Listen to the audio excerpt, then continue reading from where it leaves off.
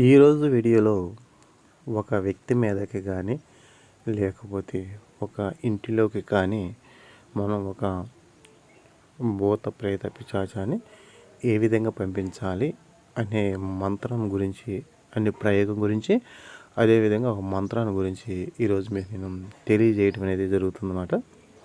అయితే చాలా రోజుల నుంచి మీకు నేను ఈ వీడియో అనేది అప్లోడ్ చేయలేకపోవటం అనేది జరుగుతుంది. ఎందుకంటే నేను చెప్పాను, దీక్షలో ఉన్నానని. నాకు 41 రోజు దీక్ష అనేది పూర్తి అయిపోయిందండి. ఇక నుంచి మీకు డైలీ ఒక మంచి వీడియోస్తో మీకు ప్రతిరోజు ఒక వీడియోని నేను చేయాలని అనుకుంటున్నాను. మీరు ఎప్పుడు చూడని వీడియోలు అంటే తంత్ర రూపంలో ఏ విధంగా మంత్రాన్ని ఉపయోగిస్తారు, అంటే తంత్ర మంత్ర యంత్ర రూపంలో మంత్రాలతో ఎటువంటి ప్రయోగాలు ఉంటాయి, వాటిని ఏ విధంగా ఉపయోగిస్తారు అనే దాని గురించి మీకు నేను తెలియజేయడం అనేది జరిగిద్ది అన్నమాట. మనం చాలా సినిమాల్లో చూస్తూ ఉంటాం అన్నమాట. ఒక వ్యక్తి మీదకి ఒక భూతాన్ని కానీ లేకపోతే ఒక పిశాచిని కానీ లేకపోతే ఒక ఇంటిలోకి కానీ ఒక పిశాచిని కానీ ఇటువంటి దెయ్యాలను కానీ పంపిస్తూ ఉంటారు. ఇవి నిజమా అంటే ఇవి 100% నిజమండి. ఎందుకంటే ఒక తంత్ర రూపంలో ఒక మంత్ర రూపంలో కొన్ని శక్తులను ఒక తాంత్రిక వ్యక్తి వాటిని వాళ్ళ వశం చేసుకొని ఉంటారన్నమాట. వశం చేసుకొని వాళ్ళకి కావాల్సినప్పుడు నిన్ను పిలుస్తాను, వచ్చి ఆ యొక్క పని చేసి వెళ్ళాలి, ఆ విధంగా చేయటం వలన నీకు నేను సాత్విక రూపంలో కానీ తాంత్రిక రూపంలో కానీ నీకు నేను ఆహారాన్ని ఇస్తానని వాళ్ళు సాధన చేసి ఆ యొక్క శక్తిని పొందే ముందు వాళ్ళు వాగ్దానం తీసుకొని ఉంటారన్నమాట. అటువంటి ప్రక్రియల్లో వాళ్ళకు అవసరమైనప్పుడు వాటిని ఉపయోగిస్తారు. ఒక వ్యక్తి మీదకి అంటే మన భాషలో చెప్పాలంటే ఒక దెయ్యాన్ని, అదేవిధంగా ఒక పిశాచిని కానీ ఏ విధంగా పంపిస్తారు అనే దాన్ని గురించి మీకు నేను తెలియజేయడం జరిగిద్ది. ఇవన్నీ మీకు నేను లైవ్లో చేసి చూపించవచ్చు, కానీ ఇవి ఇప్పుడు ఉన్న యూట్యూబ్ ప్రకారం ఏంటంటే కొన్ని విషయాలను మనం పబ్లిక్గా చేసి చూపించకూడదు అన్నమాట. కాబట్టి దాని గురించి నేను కొన్ని మాటల రూపంలో మీకు అర్థమయ్యే విధంగా తెలియజేస్తాను అన్నమాట.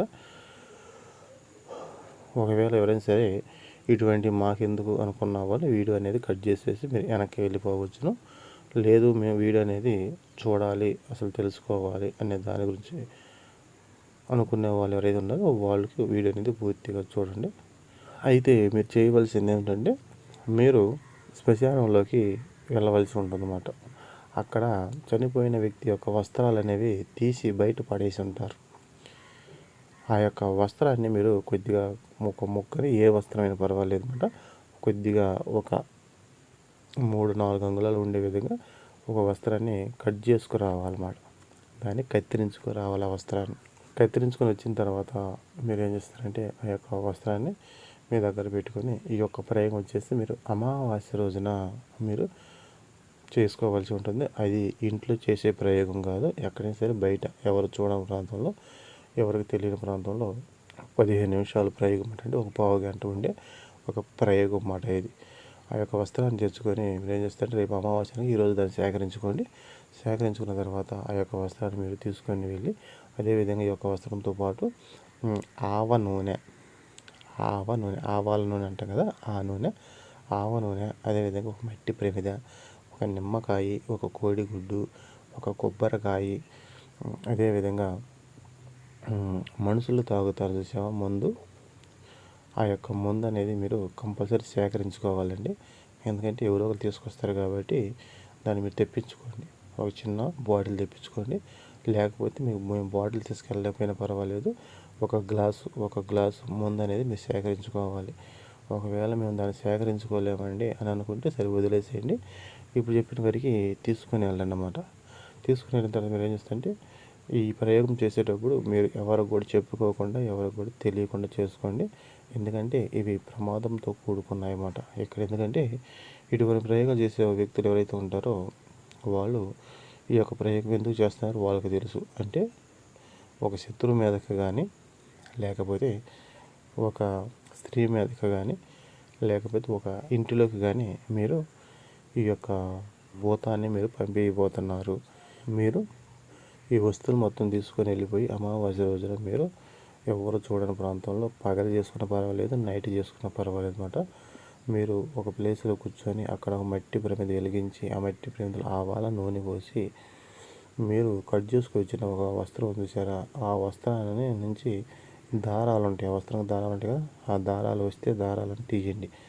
లేదు ఆ దారాలు రావటం లేదనుకుంటే ఆ యొక్క వస్త్రాన్ని అదేవిధంగా దారాలు వచ్చే పని అయితేనేమో ఆ దారాలని మన దూది అంటే మనం దీపారాధన చేస్తాం ఒత్తి, ఆ ఒత్తిలో కలిపేసి దీపారాధన చేయండి. లేదు ఆ దారాలు రావటం లేదంటే ఆ యొక్క వస్త్రాన్ని మీరు ఆ ఒత్తికి చుట్టేసి దాన్ని ఆ నూనెలో ముంచేసి పెట్టేసి దీపం వెలిగించండి. దీపం దగ్గర మీరు చెప్పే కదా కోడిగుడ్డు ఒకటి, నిమ్మకాయ ఒకటి, కొబ్బరికాయ ఒకటి, కుదిరితే మందు 2 కడ్డీలు వెలిగించండి. వెలిగించిన తర్వాత మీరు ఏం చేస్తారంటే ఆ యొక్క దీపాన్ని మీ చేతిలో పట్టుకోండి. మీరు నేను వీడియో మీద ఇచ్చే యొక్క మంత్రంలో మీ యొక్క శత్రువు పేరుని పెట్టేసి మంత్రాన్ని 7 సార్లు మాత్రం చదవాలి. నేను పలానా వ్యక్తి మీదకి నిన్ను నేను పంపిస్తున్నాను, నువ్వు నేను చెప్పింది వెళ్ళి నువ్వు చెయ్యాలి, నేనేమైతే చెబుతానో నువ్వు అదే చెయ్యాలి, ఆ విధంగా నువ్వు చేసి రావాలి అని చెప్పేసి మీరు ఈ యొక్క మంత్రాన్ని మీరు 7 సార్లు చదవాలి. చదివిన తర్వాత అక్కడ పెట్టిన కోడిగుడ్డుని ఒక దెబ్బకి పగలగొట్టాలి. పగలగొట్టేసి మీరు ఆ యొక్క కొబ్బరికాయ చూసారా, ఆ కొబ్బరికాయ కూడా పగలగొట్టేసి మీరు అక్కడ పడేసేసి అదేవిధంగా మీరు అక్కడ నుండి వచ్చేసేయాలి. ఒకసారి క్లారిటీగా వినండి. మీరు ఆ దీపాన్ని మీ 2 చేతుల్లో కొట్టుకుంటారు. నేను ఏమైతే చెబుతానో నువ్వు అది చేసి రావాలి అని మీరు చెప్పాలి. ఇదే మాట చెప్పాలి. నేను ఏమైతే చెబుతానో నువ్వు అది చెయ్యాలి అని చెప్పేసి మీరు ఆ యొక్క మంత్రంలో ఈ యొక్క మీ శత్రువు పేరుని పెట్టేసి మంత్రాన్ని 7 సార్లు చదవాలి. చదివిన తర్వాత ఆ దీపాన్ని కింద పెట్టేసి మీరు అక్కడున్న కోడిగుడ్డుని ఒకేసారి పగలగొట్టాలన్నమాట. పగిలిపోయిద్ది. ఆ తర్వాత అంటే అక్కడ బలి ఇచ్చేసారు. మీరు పగలగొడితే కొబ్బరికాయ పగలగొట్టవచ్చు, లేదనుకుంటే అక్కడ విడిచిపెట్టేసి మీరు ఏం చేస్తారంటే ఆ యొక్క దీపం అనేది కొండ ఎక్కిందంటే ఆరిపోయిన దాకా మీరు కొండ ఎక్కిన తర్వాత ఆ యొక్క వస్తువులు మొత్తాన్ని తీసేసి మీరు ఎక్కడైనా సరే మూట కట్టేసి ఏదైనా వస్త్రాలు మూట కట్టేసి పక్కన పడేసేయండి. మాకు ఎటువంటి ఇబ్బంది లేదనుకుంటే అక్కడ వదిలేసి రావడం వల్ల మీకు మంచిగా ఉండదు కాబట్టి అటు మొత్తం తీసేసి ఏదైనా సంచిలో కానీ వస్త్రాలు కట్టేసేసి ఏదైనా పారే కాళ్ళలో కానీ లేకపోతే మూట కట్టేసి ఇక్కడ పక్కన పడేసేయండి. ఈ విధంగా మీరు ఈ యొక్క మంత్రాన్ని 7 సార్లు చదివేసి ఆ యొక్క శరీరం మీద పంపిస్తారు. ఇది పంపించిన ఒక 2 గంటల్లోనే మీరు ఏ వస్త్రం తీసుకుని వచ్చారో ఆ యొక్క వస్త్రం ద్వారా చనిపోయిన వ్యక్తి ఎవరైతే ఉన్నారో అతను వెళ్ళిపోయి ఆ యొక్క శరీరంలోకి వెళ్ళిపోవడం అనేది జరిగిద్ది అన్నమాట. ఈ విధంగా ఈ యొక్క ప్రయోగం అనేది ఉండిద్ది. ఆ వ్యక్తి శరీరంలోంచి మళ్ళీ మీరు పంపించిన దెయ్యాన్ని మళ్ళీ వెనక్కి రప్పించేదాకా మీరు పంపించిన ఆ దెయ్యం కానీ భూతం కానీ ఏవైతే ఉన్నాయో వాళ్ళ శరీరంలో కానీ వాళ్ళ ఇంట్లో కానీ గందరగోళం చేస్తూనే ఉంటాయి, వాళ్ళ జీవితాలను నాశనం చేస్తూనే ఉంటాయి. మళ్ళీ వాటిని మనం వెనక రప్పించు అంటే మనం 2 నిమిషాల్లో మళ్ళీ అతని శరీరంలోంచి కానీ అతని ఇంటి మీద నుంచి కానీ మళ్ళీ ఆ దెయ్యాన్ని మనం వెనక్కి రప్పించవచ్చు అన్నమాట. అది ఏ విధంగా రప్పించాలంటే రప్పించేది కూడా చెబుతున్నానండి, గుర్తుపెట్టుకోండి. మీకు ఒక నిమ్మకాయ, బిల్వపత్ర ఆకు ఒకటి, తులసి ఆకులు 3 కానీ లేకపోతే 5 కానీ, అదేవిధంగా మర్రి చెట్టు ఆకు తీసుకోండి. ఈ ఆకులో ఈ వస్తువులు మొత్తం పెట్టేసి మీరు ఏ శత్రువు మీదకి పంపించారో ఆ దెయ్యాన్ని, లేకపోతే ఏ శత్రువు ఇంటిలోకి ఈ భూతాన్ని పంపించారో ఆ ఇంటికి కానీ ఆ మనిషికి కానీ మీరు 7 సార్లు తిప్పితే అంటే 7 సార్లు ఆ మనిషి చుట్టూరు తిప్పాలన్నమాట. ఈ వస్తువులు మొత్తం దాంట్లో పెట్టుకుని ఆ మర్రి చెట్టు ఆకులో పెట్టుకుని వస్తువులు మొత్తాన్ని 7 సార్లు తిప్పండి. తిప్పిన తర్వాత వాటిని తీసుకెళ్ళిపోయి మీరు పక్కన ఏడాన్ని పడేసేయండి. 2 నిమిషాలు ఆ యొక్క శరీరంలోంచి కానీ ఆ ఇంటిలోంచి కానీ భూత ప్రేత పిశాచాలు ఏవైతే ఉన్నాయో అవి వెళ్ళిపోవటం అనేది జరిగింది అన్నమాట. ఈ విధంగా ఒక వ్యక్తి మీదకి దెయ్యాన్ని పంపించడం, మళ్ళీ వెనక రప్పించడం. రేపు నుంచి మంచి వీడియోస్ వస్తాయండి. రేపు వచ్చేసి మీకు ఒక గ్రామాన్ని మనం ఒక మంత్రశక్తితో ఏ విధంగా కట్టుబడి చేయాలంటే దాని గురించి మీకు తెలియజేస్తాను. అయితే ఎవరైనా సరే కొత్త వాళ్ళు వీడియోస్ చూస్తున్నా ఛానల్ సబ్స్క్రైబ్ చేయండి, లైక్ చేయండి, షేర్ చేయండి.